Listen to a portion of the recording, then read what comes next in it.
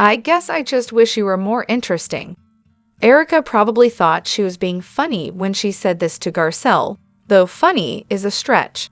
But when Garcelle and the others reacted with shock, Erika quickly switched gears and tried to backpedal. She froze, then went into full-on defensive mode, mumbling, "I think you led me into that." No, that wasn't a joke. It was a low blow. But hey, coming from the woman who gave us wallpaper this season, we shouldn't be surprised. Erika knew exactly what she was doing, and it wasn't some failed attempt at humor. It was a deliberate jab. It was a cruel comment, no doubt. Usually, Garcelle would fire back with a perfect singer, but this time, she seemed to hold back. Maybe she didn't want to stoop to Erika's level, like, should she have said, "Oh, should I follow your example and marry a shady lawyer, steal from orphans, and live like a millionaire on other people's misery?" Garcelle chose to let it slide, but trust me, she's got a few more barbs up her sleeve. Part 2 of the reunion is still coming, and I'm sure there's more to come. Let's be real. Erika's interesting because her entire life is a giant scandal, thanks to her sleazy, thieving ex-husband. That train wreck of a situation kept her in the headlines for a while. But now, as a single woman, what's left? Where's the drama? She's not exactly spilling any tea, except for a vague mention of having friends with benefits. Ooh, tell us more, except she won't. It seems like Erika's riding a wave of semi-positive audience reactions from the past couple of seasons, so she showed up at the reunion just ready to throw shade. I'm guessing she thinks it's because Garcelle doesn't have any major problems in her life right now, so she's just digging into everyone else's messes for sport. But let's not forget why Erika's interesting. Her life is a disaster fueled by her crook of an ex-husband, who was stealing millions to fund her extravagant lifestyle and fake career. Now she's tangled in her own lawsuits, a mean-spirited, narcissistic mess. It's a tragedy and an absolute train wreck that people can't look away from. Honestly, I'd rather be boring than have that kind of chaos following me around. ChatGPT said, "PK is at it again, playing the bestie game, but Mauricio? He's just the latest rich sucker getting taken for a ride in first class." Honestly, I'm pretty sure Mauricio is funding PK's entire existence right now. The guy's probably living in one of Mauricio's properties for pennies, if not free, tagging along on all the fancy vacations, flying around on private jets, and never seeing a bill when it's time to hit the town.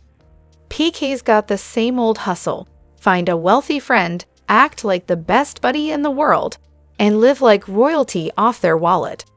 I've seen this play before, whether it's in London or LA. Mauricio thinks he's found a true bromance, but in reality, he's just the newest addition to PK's collection of personal bank cards with feelings. Let's be real, this is probably why PK has clung to the Vanderpumps for so long. They're well connected in his world, and not messing with him means you're not messing with his entire network. Camille even brought up in season 9 that PK owes one of her friends $1 million. The guy was probably borrowing money left and right just to keep up appearances. Remember when Lisa and Ken had their very own Kato Callan in the guest house? His name was Cedric, right? I think Lisa is over the whole unwanted house guest situation. And Ken? He's way past the age where he wants to deal with a weekend full of boys' time. Meanwhile, PK's holding onto Boy George's passport in a safe and somehow manages to convince people to pay him monthly just to keep it that way. So, would Mauricio really be dumb enough to fall for this? So, season 6, Erika didn't show up until a few episodes in. Was that intentional? Was there some big reason, or did they just randomly decide, hey, let's keep her on the bench for a bit? Oh, we all know the real reason. They were probably waiting for that bank transfer to her LLC, EJ Global, so she could appear way more wealthy than she actually is. But honestly, this whole thing isn't a first. I can't recall any exact examples off the top of my head, but adding a housewife after a few episodes. Totally a thing that's happened before. Remember, by the time Erika came on board, there were already rumors swirling around Tom and Erika's sketchy financials, so Bravo probably jumped in, hoping it'd spice things up. The issue? They didn't realize that Erika's a piece of work, and just like Kyle, her life is apparently off-limits for discussion. Must be nice being one of Kyle's cronies, right? At the end of the day, I think they're just keeping Erika around to see how it all plays out. It's definitely not over for her. With a bunch of lawsuits still hanging over her head, if the right person speaks up, she could end up in handcuffs. Oh, Garcelle, I'll miss her, but honestly, her departure says a lot about who she really is. She wasn't in it for the fame or fortune. She already had her family, her dignity, and had her fun. She didn't need the drama to define her, unlike some other cast members who seemed to be unraveling season after season. Garcelle knew her limits, got what she wanted from the show, and dipped out on her own terms.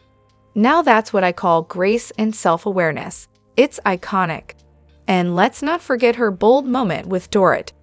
Garcelle wasn't afraid to call out Dorit's racist tendencies when everyone else was dancing around it. That wasn't just some random confrontation. It was an important moment for viewers who saw through the microaggressions and double standards. She stood her ground, no matter how unpopular she was in the moment, and didn't shy away from calling out Dorit's shady burglary story. She was a force of independence, and I loved that about her. Her friendship with Sutton was honestly a breath of fresh air, genuine, no gimmicks. I'll miss their dynamic, but honestly, her exit feels like the perfect end to her journey. She came in, stood strong, and left without losing herself in the process. It's not exactly a hot take, but Garcelle leaving on her own terms. That's the real power move. I get why so many people adore and respect her. She knew when to walk away. I'm wishing her nothing but the best. Now, on the other hand, let's talk about reality. Sure, Garcelle was all about the money. What show have you been watching? With every season, the women get more secretive, hiding behind their facades. Beverly Hills has turned into a deflection contest since season 6. As much as I hate to agree with the Garcelle critics, I have to admit, I'm not thrilled with how she left. She loved making passive-aggressive jabs, but the second she was confronted, she pulled back. If you throw shade, you better be ready for the fallout, right? Don't just quit the show or cry about needing backup. Own it. But let's be real, Garcelle played it smart. She used the show for what it's worth: a paycheck, new fans, a platform to make real friendships, and the chance to set herself apart by keeping her standards high. She turned up when she promised, didn't dive into the gutter with the others, never lost control, and came out looking like a boss. Honestly, I'd invest in Garcelle before anyone else. She's got the world at her feet. You go, girl. Still, I do think she's a bit thin-skinned. She was quick to say whatever she wanted, even when she knew it'd make people uncomfortable. It's fine for her and Sutton to gang up on others, but when the tables turned, she walked off. It was kind of a letdown to watch. Was season 14 actually just the Kyle and Dorit show? So I'm still trudging through season 14, slowly but surely, mostly painfully, let's be honest. I'm on episode 9, and honestly, it's like an endless loop of the Kyle and Dorit show, starring Kyle and Dorit. Every single episode. I'm convinced the other women either got lost or just didn't show up for filming because, so far, nobody else has a storyline. It's like they forgot there were other people in the cast. Anyone else feeling this torture? Does it get any better? Or is this just the season where the rest of them are background extras? Oh, and Erika's wallpapering her house, so that's exciting. Sort of. Oh, trust me, you're not losing your mind. Sutton's outfits in her first season were a wild ride. I decided to indulge myself by revisiting her early looks because I could have sworn they were totally out there. But of course, I'm totally hopeless when it comes to searching for the right keywords. So all I'm finding is her recent stuff, which, spoiler alert, has definitely been a bit more polished. Anyone got pics of her early days? Or am I confusing her with a different housewife? She's obsessed with fashion, but seems utterly clueless when it comes to flattering her own figure. It's like she wants to be stylish, but doesn't always pull it off, and it's kind of painful to watch. Case in point, the blue dress she wore to her fashion show this season. Absolutely tragic. It was like a shapeless blob of fabric that did nothing for her. Zero shape, zero elegance. And then she kept blabbing about how it was couture, like that made it some kind of magical, beautiful thing. I mean, it's honestly proof that there are rich people out there willing to drop a ton of cash on stuff that looks hideous just because it has a fancy label. Goodbye, Garcelle. I've been ranting for ages about how Garcelle is actually the biggest bully on the show, and yet people are oddly loyal to these TV personalities. It's bizarre. But reading the news about Teddy's stage 4 cancer, and the fact that everyone reached out to her, even Dorit, who she was in conflict with, except Garcelle, really just seals the deal. It's clear who the real villain is here. Honestly, who even cares about who reached out when you've got stage 4 cancer? And oh, talking to the tabloids? That's a choice. I'm seriously questioning Teddy's integrity for weaponizing her illness to attack others. Here's the kicker. I actually had a moment where I wondered if Teddy's cancer was real.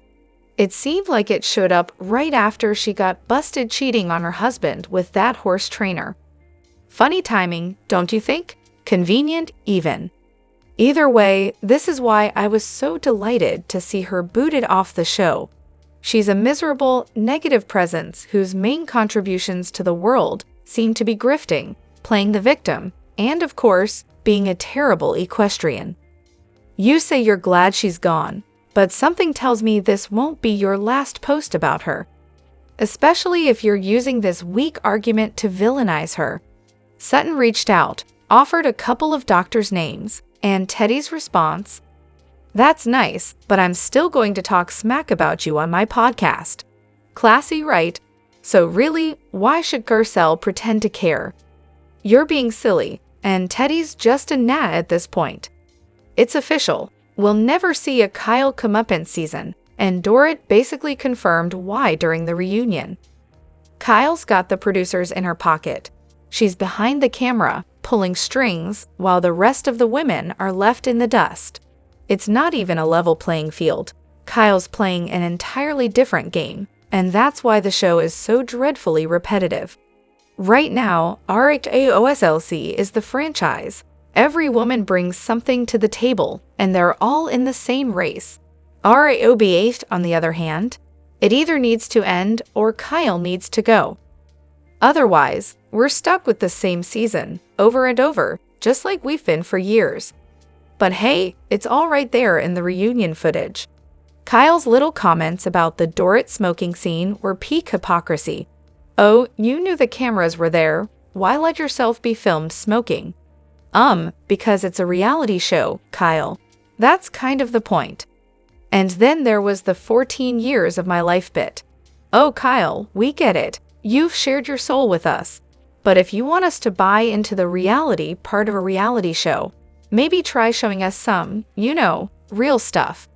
Not this picture-perfect, family photo on the stairs nonsense. We want the messy truth, not your curated Instagram feed. Kyle was more authentic in the early seasons. Good, bad, ugly, we saw it all. Now, it's all about maintaining an image. Boring. Now let's talk about the part where Dorit asked Kyle how she could accuse her of doing the most to stay on the show when Kyle knew she was already asked back. Kyle's smug, "I said what I said" response. Classic. Was anyone else not cringing at the obvious truth behind that statement? Dorit would have been out if she didn't start spilling the tea about her troubles with PK. Remember last year's rumor?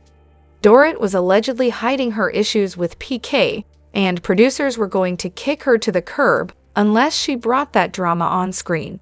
Kyle pretty much confirmed that. And Dorit definitely knew that. So it's wild to watch her sit there, acting like Kyle just made up a fact she's all too aware of.